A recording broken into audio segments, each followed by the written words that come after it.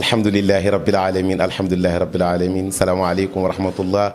mbokk yi bàyyi xel télévision Mbour FM tabaarakallahu Mbour FM TV ñu nuyu leen ndokkeel leen bu ngeen gisee lii xam ni tabaarakallahu wax nattu la te cofeel dafa foor soppe yi bàyyi xel télévision Mbour FM Mbour TV bii ànd ak ñun tabaarakallahu ñu ngi leen di ñaanal atum jàmm atum naataange 2022 bi dàq 2021 bi jeex ñi ngi ndokkeel tabaarakallahu téléspectateurs yi bàyyi xel chaîne bi ak auditrices yi bàyyi xel rajo bi rawatina soppe yi nga xam ne nag ñi ngi ànd ak man guddi aljuma gu jot 20h ba 22h ci ëtt Seydina Muhammad di nuyu nabiyen yi nga xam ne maa leen di yëkkati tàggkatu yonent bi rek di nuyu nag bu baax tabarakallahu képp kuy bàyyi xel site bi ak rajo bi di leen ñaanal atum jàmm atum naataange yàlla yokk leen yokkuñu ci barke yonent bi alayhi salaatu wasalaam di wax ñëpp bonne heureuse année incha allah